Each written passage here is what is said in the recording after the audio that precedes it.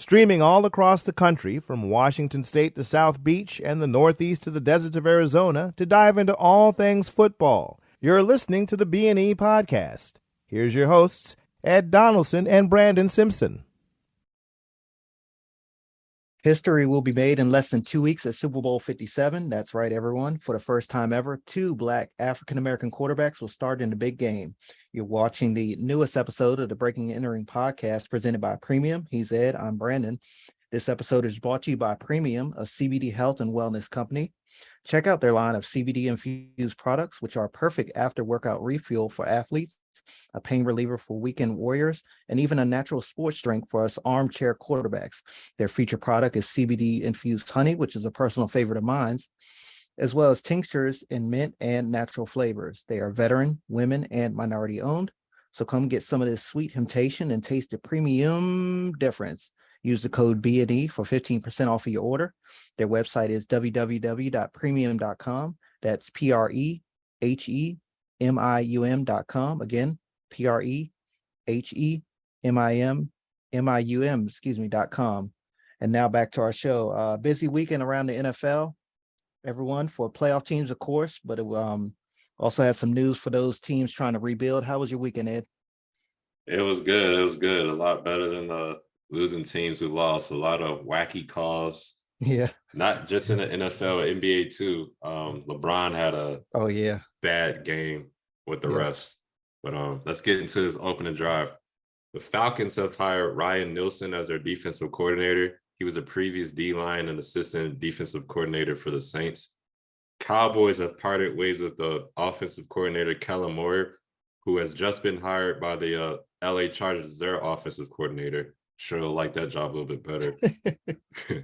And 49ers quarterback Brock Purdy tore his UCL in his elbow. That's, like I said, a ligament in his elbow. And they're saying it's probably going to require surgery. So we'll see if he'll be available by the time training camp starts next week. But let's get into these NFC and AFC championship games. Let's first start with the NFC side. Eagles beat the living hell out of the 49ers, 31-7. At first, that first drive, Brock Purdy, before he got hurt by Hassan Reddick, which I don't think was a dirty play. That was a routine play. He got the ball. I was saying just unfortunate the way his arm was by the time he got hit. But when he went down, Josh Johnson came in. And he was basically a deer in headlights. A lot of people giving him flack. I saw some people online saying, well, we see why he's been with half the damn league in 15 years. I mean, I'll give the guy a little break. I mean, he going up against number one defense, top two defense, and they were primed and ready to go. I mean, Hassan Reddick, boy, you had yourself a day. I mean, my God. Yeah, I mean, I felt a little bad for him out there. I felt bad for Brock Purdy out there, too, because them boys was ready to go. The game was competitive even after Brock Purdy went down. That 49ers defense did the best they could the first quarter. Then the Eagles just started taking over. The second half was pretty much over when it started. The second quarter, though, Eagles just started landing on them. They had a drive. It was a 14-play drive, 75 yards, and the 49ers just couldn't help themselves. They kept shooting themselves in the foot. They had 3 penalties on that drive I'm talking about and a lot of these penalties are on third downs, too. And they just kept continuing to drive, and they scored again. And then they got the ball back again. What was it? I can't remember. It was a fumble that they recovered. I think it was a fumble they recovered from Josh Johnson. And he scored again, basically broke the game apart in the first half. And it was just bad. It was just bad from then on. Tua Falunga, I'm sorry. I know I just butchered his name. But he had a penalty that you said was probably going to be your bonehead play of the game. Or play of the week. We probably will revisit that because there was some other stuff that happened. Yeah, just as we thought it wouldn't go worse. Yeah, exactly. It was just bad for the Niners. Overall, though, they had a good season. Despite the injuries they had, a quarterback, Trey Lance, goes down. Jimmy G comes in, gets the team on track again. Then he goes down, and Brock Purdy comes out of nowhere, Mr. Irrelevant. He's looking like he'll be the starter next year, pending this elbow injury he suffered. So all in all, it was a good season for the Niners. It just injury bug really bit them in this game. Even in Fred Warner, he went down early, like the first or second play on the defense, but he was able to come back. I thought if he was going down, they would have some super serious troubles, but he was able to come back. But yeah, just a drumming for the Eagles. Mhm. What did you think of this game, man? Did you go to Yeah, not sleep? I much. kind of took a nap. Yeah, I did take a nap early on. I think most of the first quarter and just about most of the second as well. Not much for me on this game, just the pure domination by Philly, as you said, an unfortunate outcome for the Niners. Of course, Purdy went down early. Josh Johnson, he's no scrub, despite what you said you saw on social media. He He was getting did what a ripped. backup is supposed to do, in my opinion. He used to play for us. He's played for a lot of teams around the league. At that point in Philadelphia, one of the probably toughest places to play in the National Football League. It's just not a good look if you go down early. And they just couldn't recover from that point, as we all saw. I mean, it's bad when your leading receiver is Deebo Samuel with 33 yards out there. Yeah, that was just a tough break for them. 3 San Fran fumbles did nothing but help Philadelphia. You mentioned the Josh Johnson fumble as well. And then the penalties as well, you talked about. They was penalized 11 times, which is not like San Fran. Several of those were stupid penalties, like personal fouls. I mean, just self-inflicted wounds. Those add up really quick. All the Eagles really had to do was run the ball, which, I mean, that's their forte. Their staple, ground and pound, accumulated for all of their touchdowns. And then they got a field goal as well in there. Philly continues to dominate like this, in my opinion, in the Super Bowl. They'll go down as one of the best playoff teams of all time. I mean, you look at the way they dominated the Giants last week. Yes, the Giants, a lot of people say they're not necessarily a good team, but they did make it to the playoffs. And then San Fran, you come in as the number 1 ranked defense, the number 3 seed in the NFL, with a rookie quarterback, and they dominated them as well, despite, we all know the injuries, but still, either way, what's done is done. But yeah, San Fran will definitely be back next year for sure. 2 straight NFC championship games for them. I think it was 3 out of 4.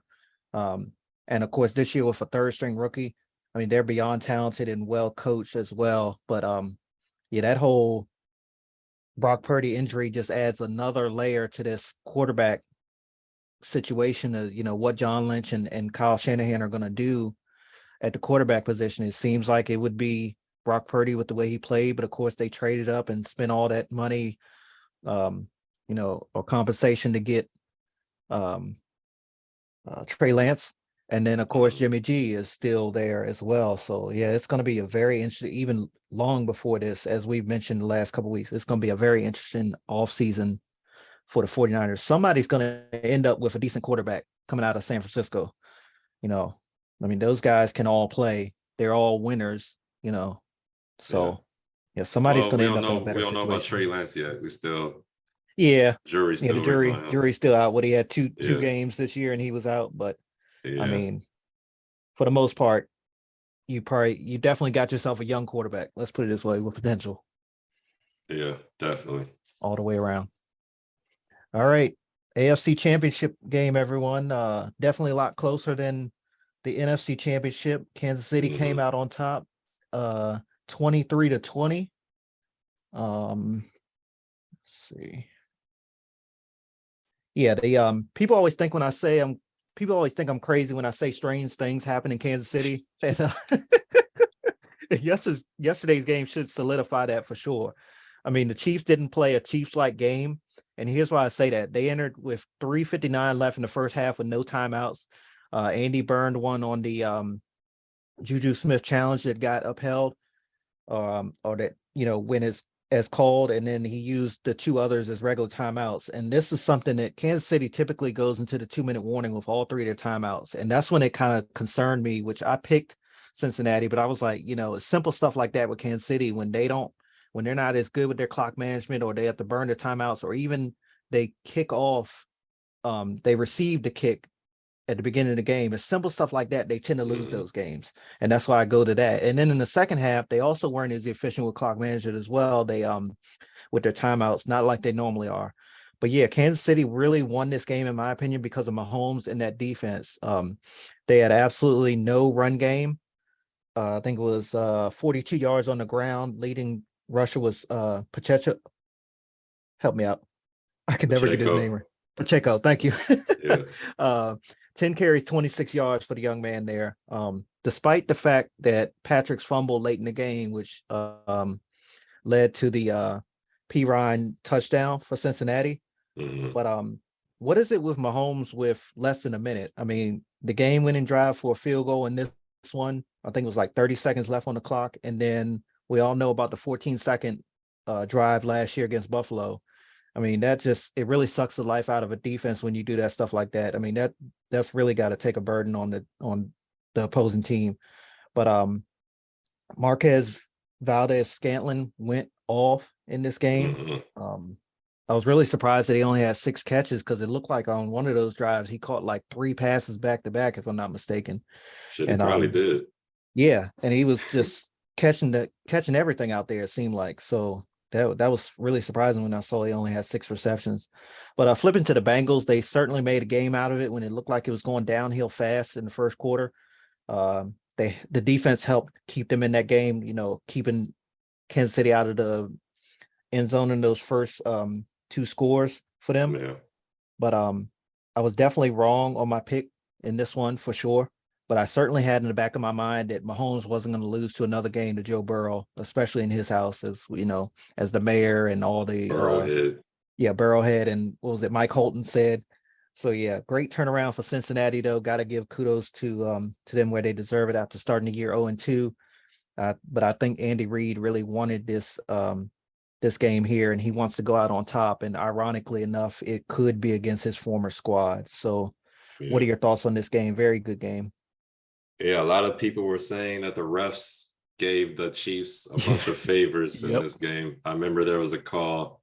The ref blew the play dead, but no one heard the whistle or something. So the play went on. It was a 3rd down. And the Chiefs basically got to do the play over again. And they still didn't convert on 3rd down. So exactly. I think they got a penalty the next play. So it extended the drive. But yeah, it was a crazy game. I think you referred to Patrick Mahomes as Superman earlier in one of the earlier episodes. He definitely put on a heroic performance. Tony Romo was out there giving him everything. I don't know if you saw or heard the little controversy. I don't want to call it controversy. Around it, but Tony Romo, he was about to say something, but he didn't say it, and everybody's like, "Whoa, what you about to say there?" Did you see that? I saw a headline online, but I didn't catch it though. I was watching it, so but it was like 3 Chiefs defenders or closing in on a Bengals offensive player, and Tony Romo was like, "It's 3 in," and then he said something else. So people were assuming that he almost slipped up and said the N-word, but wow. I mean, who knows what he was going to say? Maybe he would have said Niners because they were wearing red. I don't know, but we'll see. But yeah, it's nothing. But I thought that was funny. Back to the game though, man. It was a crazy, weird game. Players on both teams went out. Tyler Boyd, he went out early. I think that affected the Bengals offense, and then the Chiefs, they lost 3 wide receivers. Kadarius Toney went out. McCole Hardman went out. Juju Smith-Schuster went out. And even through all that, Patrick Mahomes was still able to get the job done. Like you said, that defense, Chris Jones and crew, Frank Clark, I think you mentioned both of those guys in the preview to this show. Those 2 combined had 3.5 sacks. Chris Jones with 2 and Frank Clark with 1.5. Chris Jones had a big one at the end of the game. That O-line of the Bengals, they had a long day, boy. Yeah. They had a long ass day trying to block Chris Jones and crew. He definitely did a number on them. It's going to be interesting to see how healed up Mahomes will be in the next 2 weeks. He's definitely going to have to run more against that Eagles D-line.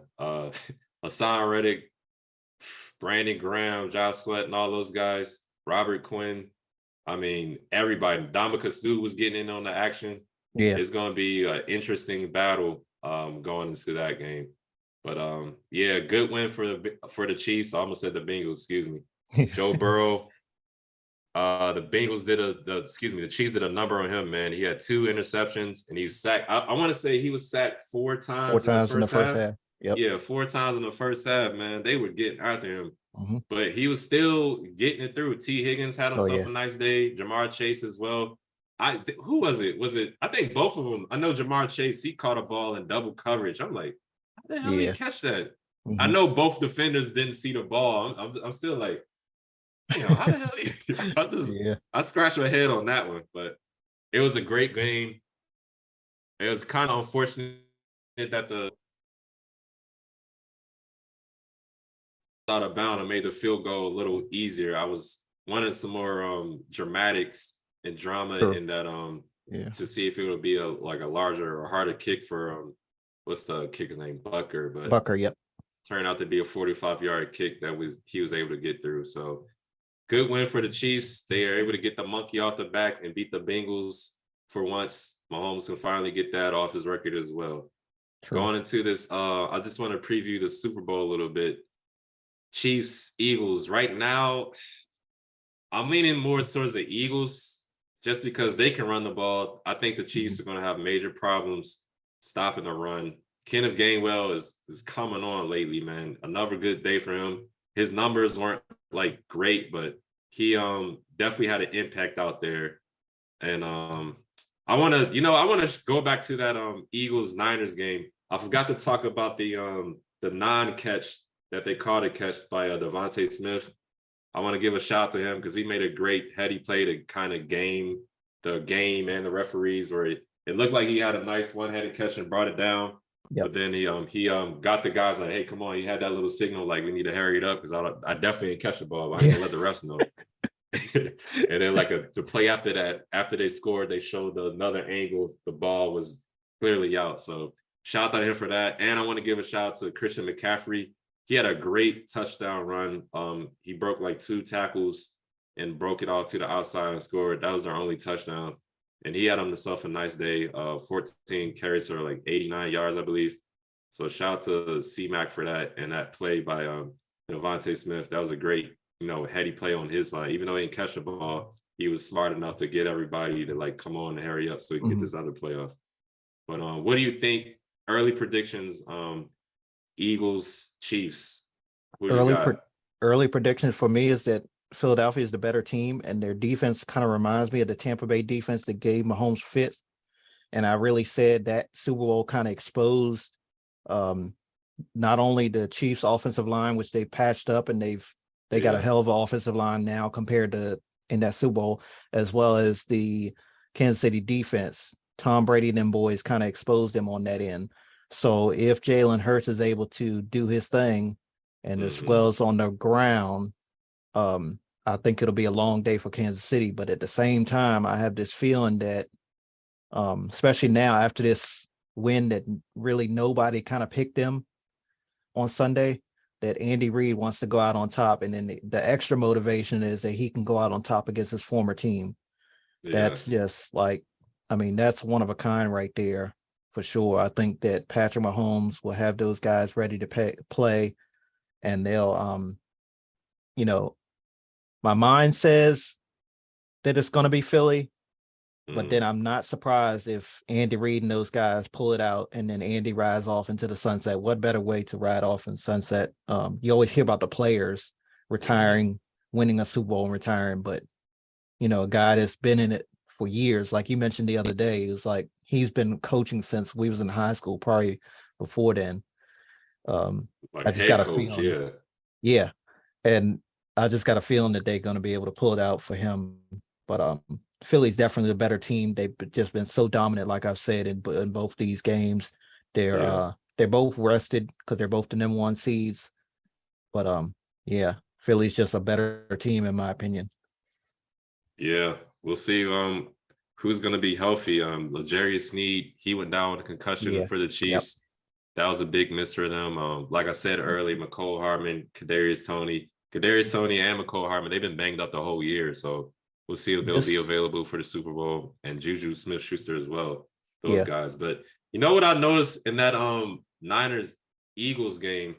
Jalen Hurts, he didn't really look too good out there. Now, I know he's playing against the Niners defense, but I wonder if that shoulder is messing with him as far as him throwing the ball. Because, you look at his numbers, they weren't that great. He did rush the ball 11 times for about 39 yards, but I think he passed for less than 150 yards. Yeah, true.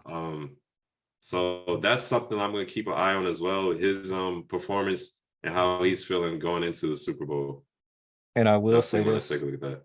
as well, that this Super Bowl will probably be one in a while that the injuries will be on full display. I think in my recent memory, probably since the Terrell Owens injury heading into that was that a 04 Super Bowl for the Eagles, just the biggest injury I think that everybody's had their eyes on is this whole Kansas City roster pretty much. Well, definitely, the wide receivers. You talk about Snead, I think had a concussion, and of course Patrick Mahomes. So this will be one of the most talked about Yeah. Super Bowls heading up into as far as injuries. How will that factor into the game in our recent memory for sure? Yeah, definitely. But it was nice to see other players did step up when L'Jarius Sneed went out.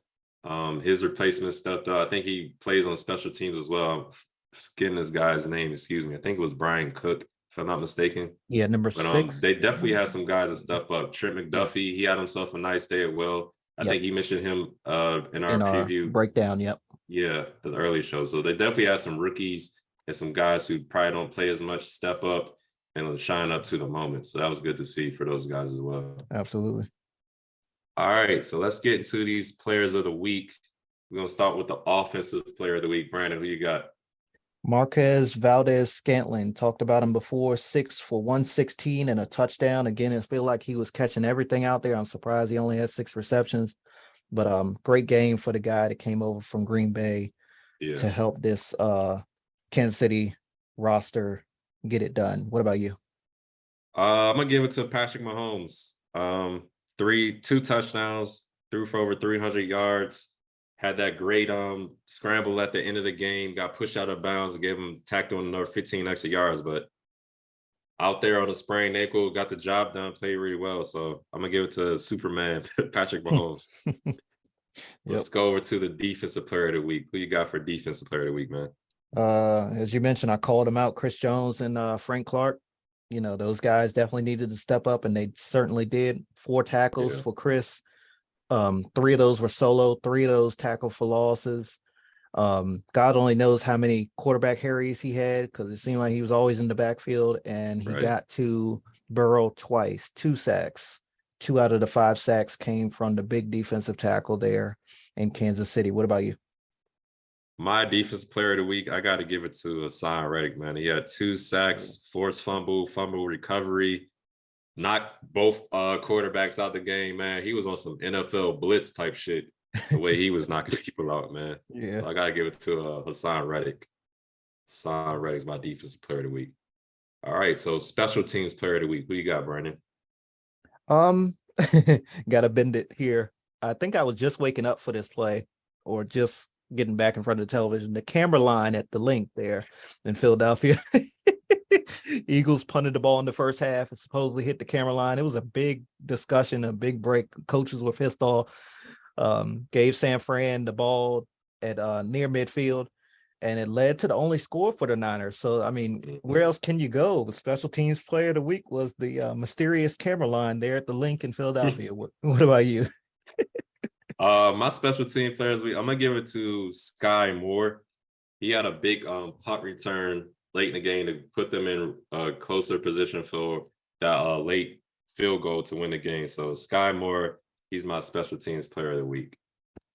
Now for the bonehead player call of the week, I have a feeling we might have the same one, but it could be different. Who you got for bonehead play or call of the week? We had so many out of this San Fran Philly game. I think I told you about the first one, and then it seemed like when you was talking about it earlier in the show, it was like just as we thought it couldn't get any worse. Your boy Trent Williams got into a scuffle with number 42 for the Eagles. Refs trying to break everybody up, and then he decides to toss. Yeah, decides to toss the Eagles player to the ground. Both players were ejected, and the game was far from over. I mean, I've never played football. It was over. Yeah, it was far from over. I mean, it was over. Excuse me, I worded that wrong. My bad. It was definitely over. You're right. I've never played football. I can't say I would control my emotions because I get fired up as a fan. You know what I'm saying? But at that point where your team is already down, and you're a team captain, it's like you got to be able to control your emotions and let other people get the best of you, because it's just not a good look. You're already getting embarrassed on national TV. You're having to fly all the way back across country, taking a loss. You got the next 6-7 months to deal with this until next season goes. So yeah, just not a good look from probably the best left tackle in football, and again, a team captain. I would assume, like you said, we're probably on the same page, but what's your bonehead call or play of the week? Yeah, mine is different. I'm going to the Bengals Chiefs game. Joseph Asai, the guy who pushed Mahomes when he's out of bounds and tackled on that 15-yard Yeah. penalty. Man, they showed him like every other second they showed him after that penalty. I was just like, I feel so bad for him, because he already see him on the damn sideline crying his eyes out. He knows what he did. He's got to live with this for the rest of the off season. And then you see them going to the locker room. One of his teammates, what's his name? Pratt. I think his name is like, why the hell you hit the quarterback? Everybody was pissed. I was just like, damn, man. I felt bad for the dude, man. You see him over there bawling his eyes out after the game. Camera just steady staying on him.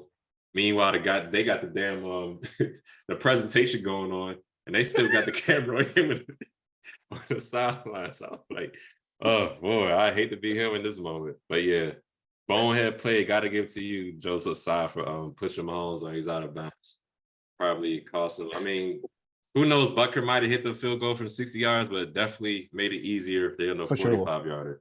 Yep. So yeah, that's my bonehead play of the week.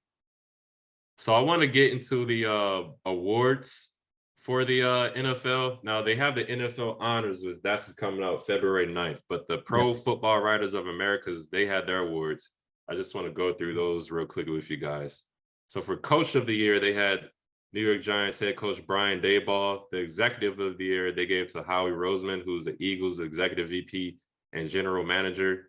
And D'Amico Ryans, he won NFL Assistant Coach of the Year. He might be on a move as a head coach next season. We'll see. For most valuable player, they got Patrick Mahomes.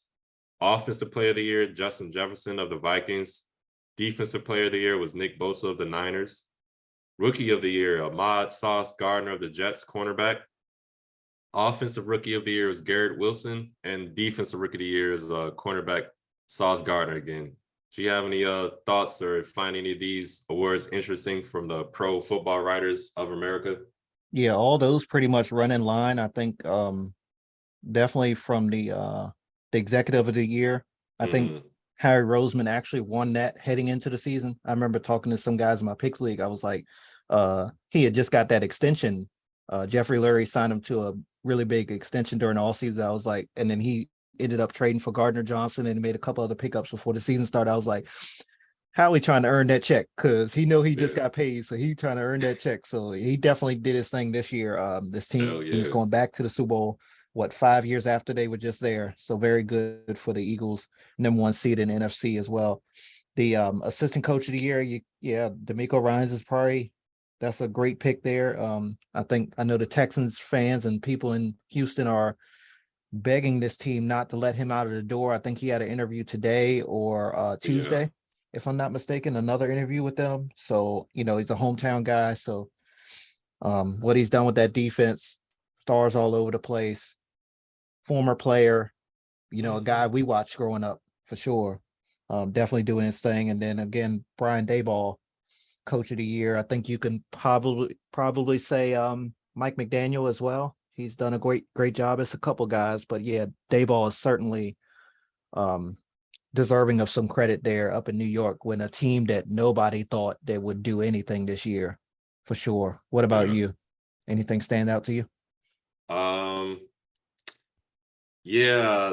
The rookie of the year, Ahmad Sauce Gardner. I was kind of surprised by that. I know you've been mentioning him early in the year, saying he's been real good, and it's crazy he got that first team All Pro as a rookie too. So yeah, I wonder if he's going to be like the next Darrelle Revis, one of those type of guys. The accolades he got this year, man. First team All Pro as a rookie. Yeah, man, that's pretty impressive. I've never seen anything like that in all my years. So that's definitely a shock. I was kind of surprised by the head coach of the year. I don't know why I'm thinking Sirianni's going to win it. I'll see. We'll see how the NFL looks sad. But I thought Sirianni, I know the Eagles made the playoffs last year, but going into this year, it's been like I don't want to say complete turnaround, but they definitely leveled up a notch or two, in my opinion. So we'll see how that goes. But yeah, those were the ones that I caught my eye the most, the head coach and rookie of the year. All right. So again, like you said, the NFL honors will be here on February 9th. We'll learn the NFL's MVP, offensive player of the year, like you said, defensive, all those coach of the year, and as well as the Walter Payton Man of the Year, probably the most honorable award that everybody aims to go for as well. And there's very good deserving award there on and off the field. Definitely off the field, how these players are out in the communities doing their thing. So yeah, look forward to that on February 9th. But as for now, this is it, everyone. Super Bowl 57 from Glendale, Arizona on February 12th. We got some time to spare before we make our picks. Until then, everyone, enjoy the Pro Bowl festivities later this week and love one another. Peace.